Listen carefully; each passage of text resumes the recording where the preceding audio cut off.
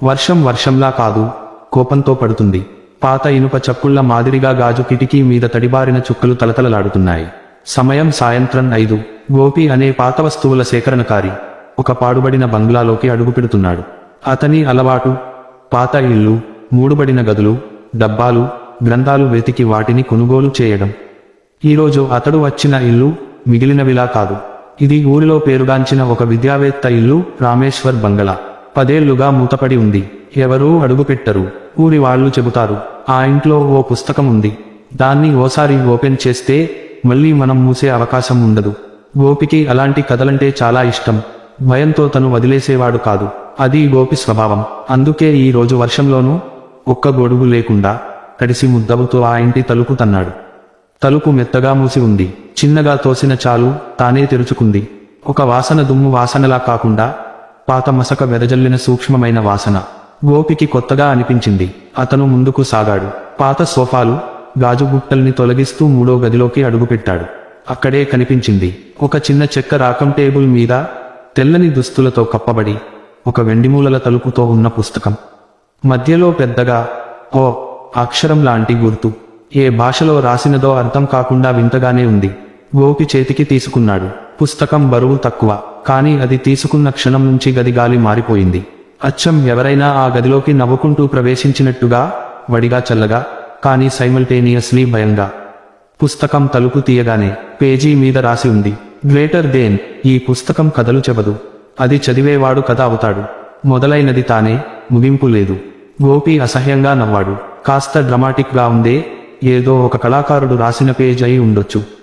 అతను 2వ పేజీ తిప్పాడు. ఒక ఫోటో, బ్లాక్ అండ్ వైట్, బంగారు జడలతో నుదుటిపై చిలుకల బొట్టు వేసిన యువతి ఫోటో. చుట్టూ సీతాకోక చిలుకల బొమ్మలు, గడియారం, ఫ్రేమ్లు. ఆ పేజీ కింద రాసి ఉంది, గ్రేటర్ దేన్. ఆమె పేరు ఆనంది. ఆమెకు తన కథ ముగించే అవకాశం దొరకలేదు. ఇప్పుడు నువ్వే ఆమె చివరి అధ్యాయం. గోపి ఒక్కసారిగా భయంతో వెనక్కి తిరిగి చూశాడు. ఏమీ కనిపించలేదు. కానీ గది తలుపు తానే మెల్లగా మూసుకుంది. గదిలో వెలుతురు తగ్గింది. పుస్తకాన్ని పెట్టే లోపల అదే పేజీ మళ్లీ తెరుచుకుంది. ఆ పేజీలో ఆ యువతి నెమ్మదిగా నవ్వుతున్నట్టు కనిపించిందేమోనన్న కో భ్రమ కలిగింది. గోపి నవ్వుతూ తలవాచి పుస్తకం మూసి బ్యాగులో వేసుకున్నాడు. కానీ దాని వెనక పేజీలో చిన్నగా రాసి ఉంది, గ్రేటర్ దేన్. నీ బ్యాగ్ నువ్వు తీసుకున్నప్పుడు మాత్రమే ఇది బయటకు వస్తుంది. అంతవరకు నేను నిద్రపోతాను, కానీ నిద్రలో నేను కలలలోకి వస్తాను. ఆ రాత్రి గోపికి నిద్ర పట్టలేదు. వాళ్ల ఇల్లులో నిశ్శబ్దం. గది చీకటి, గోడలపై తడిగా తాకే గాలి శబ్దం. కానీ గోపి ఒంటరిగా లేచి నిద్రలేచాడు. అతని పక్కన పుస్తకం లేదు. అతను హాలుకి వచ్చాడు. టేబుల్ మీద అదే వెండితలపు పుస్తకం. కానీ ఇది అతను పెట్టిన చోట కాదు. పక్క గదిలో ఉన్న టేబుల్ మీద ఉంది. పుస్తకం ఓపెన్ అయింది. ఆ పేజీ లోపల అతని బంగారు నడుము కలిగిన ప్యాంట్ కనిపించింది. ఇది ఎలా వచ్చింది? ఆ పేజీ మీద రాసి ఉంది, గ్రేటర్ దేన్. నీ మీద నుంచి ఇది రాలిపోయింది. నా కథ మళ్లీ మొదలవుతోంది. నువ్వు చూడకపోయినా నేను నిన్ను చూస్తున్నా. అతని శ్వాస పెరిగిపోయింది. గోపి పుస్తకాన్ని మూసి హఠాత్తుగా తన గదికి పరుగెత్తాడు. తలుపు వేసుకున్నాడు. కానీ నిద్రలో అతను ఓ శబ్దాన్ని వినిపించాడని గుర్తుగా చెప్పాడు. తరువాత పుస్తకం తలుపు తడిగా తెరుచుకునే శబ్దం. తరువాతి రోజుల్లో గోపి స్పష్టంగా గుర్తుంచుకున్న విషయమొకటి, ప్రతిరోజు ఉదయం లేవగానే పుస్తకం ఓపెన్ అయి ఒక కొత్త పేజీ కనిపించేది. ప్రతిరోజు అతని గురించి కొన్ని వాక్యాలు, కొన్ని నిజాలు, కొన్ని అర్థం కాని వాక్యాలు, కొన్ని సీక్రెట్లు. కానీ రోజురోజుకు ఏకంగా ఒక మహిళ ముఖం ప్రతిబింబంలా అతనికి కనపడసాగింది. ఆమె నవ్వుతుంది, ఆమె వెంట పడుతుంది, కానీ ఆమె చల్లగా ఉంది. ఆమె గాయం తడిగా ఉంది. ఆమె గొంతు బలవంతంగా మూసుకున్నట్లుంది. గోపి ఆ పుస్తకాన్ని తగిలించాలి అనుకున్నాడు. కానీ అది మళ్లీ వచ్చేస్తోంది. బహుశా అది చదివిన క్షణం నుంచే అతని కథ మొదలైపోయింది. గోపికి నిద్ర అనేది ఒక భ్రమ అయింది. గత 3 రోజులు రాత్రిళ్ళు అతను చూసే కలలు కలలు కావు.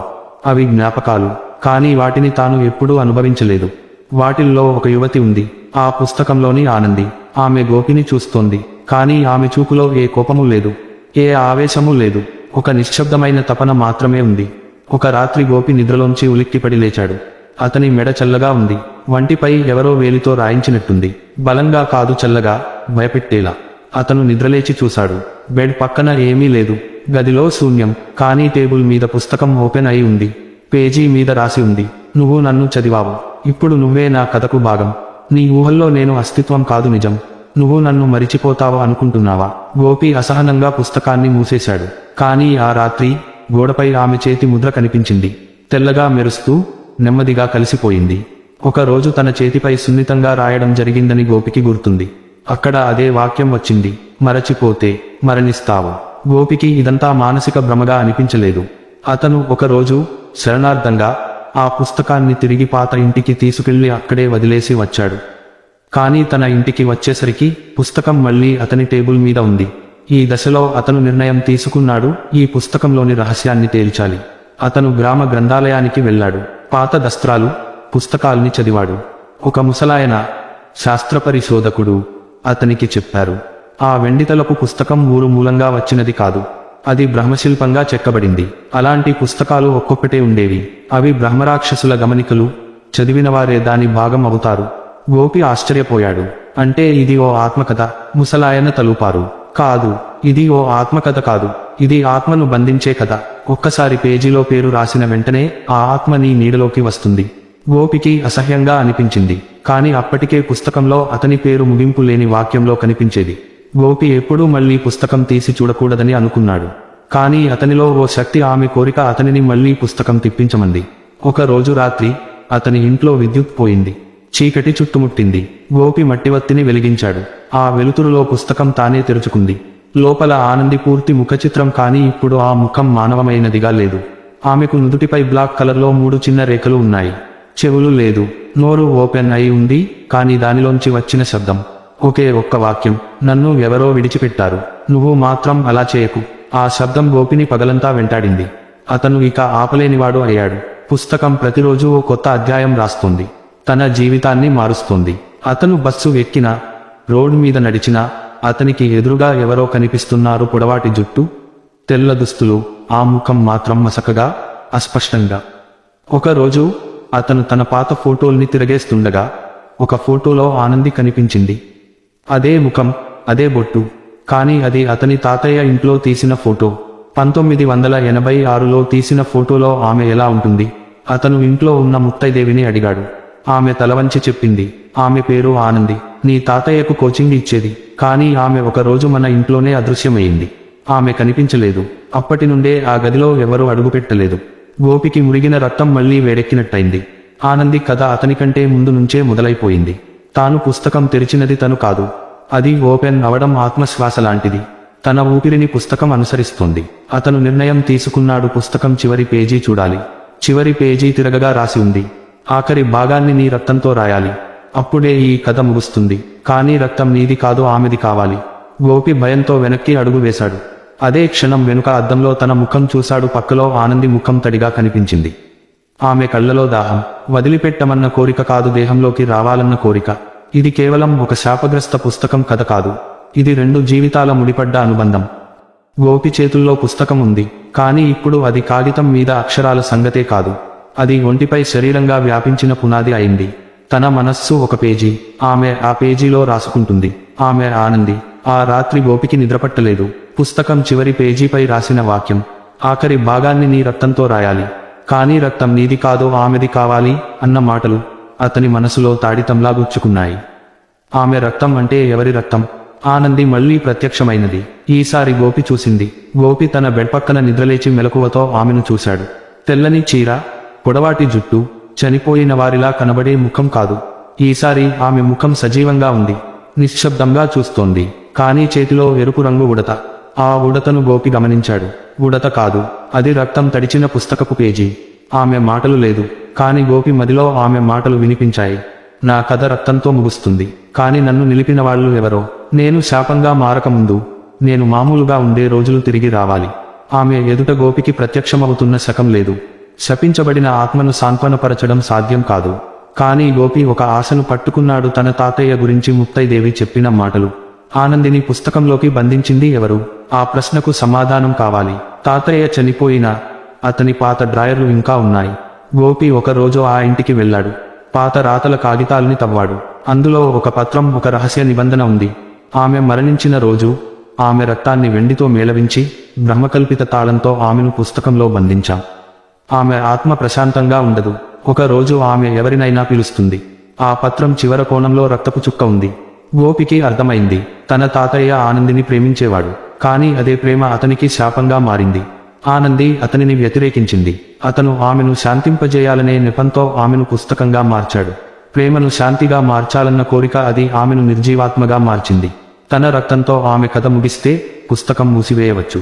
కానీ తాను రక్తం ఇచ్చినా అది ఆమె శాంతికి మార్గం కాదు. ఆమె నిజంగా కోరుకుంటున్నది ఏమిటి? ఒక రాత్రి పుస్తకం మళ్లీ ఓపెన్ అయింది. పేజీలో రాసి ఉంది, నువ్వు నన్ను చదివినంతసేపు నేను నీతోనే ఉన్నాను. నువ్వు ఇక నాకు రాసినంత వరకు నేను మరణించను. గోపికి ఆ మాటల్లో కొంత అర్థం వచ్చింది. ఆమె శరీరం మరిగిపోయినా ఆత్మ పుస్తకంలో జీవిస్తోంది. పుస్తకాన్ని పూర్తిగా రాయడం వాయిదా పడినంత వరకు ఆమె శాశ్వతంగా ఆలోచనలలో చిక్కుకుంటుంది. కథ పూర్తి చేయడం ద్వారా ఆమెను విడుదల చేయాలా? ఆ ప్రశ్నతో పాటు గోపికి మరో ఆలోచన వచ్చింది. పుస్తకాన్ని పూర్తి చేయాలంటే చివరి వాక్యాన్ని రాయాలి. కానీ ఆమె కోరుకున్నది అతని చేతిలో రాయించడమే. గోపి చివరికి ఒక నిర్ధారణకు వచ్చాడు. ఆమె తన కథను రాసుకోగలిగితేనే శాంతిస్తుందని. ఆదివారం రోజు రాత్రి గోపి ఒక నకిలీ వేళ్లతో చేసిన చిన్న సూదిని తీసుకుని తన వేలికి ఘాటిపెట్టాడు. రక్తం గోరింటాకి సమీపంగా జారింది. పుస్తకం ఓపెన్ అయింది. తన శ్వాస వేడిగా మారింది. లోపలి పేజీపై ఓ రాత మొదలైంది. ఆనంది చేతి రాతలో, నేను ఏడుస్తున్నా. నా వాణి కనబడకపోయినా నా ఆవేదన రక్తంలో ఉంది. నా ప్రేమ నన్ను బంధించింది. ఇప్పుడు నీవు నన్ను విడుదల చేస్తావా? ఆపరేషన్ మాదిరిగా గోపి చేతి రక్తాన్ని చివరి పేజీపై వదిలాడు. వెంటనే పుస్తకం కదిలింది. పేజీలు ఊపిరి తీసుకున్నట్టు తిరుగుతున్నాయి. ఒక పెద్ద శబ్దంతో పుస్తకం మూసుకుపోయింది. అదే క్షణం గదిలో ఆడే తెల్లని చీర అలమటతో ఊగింది.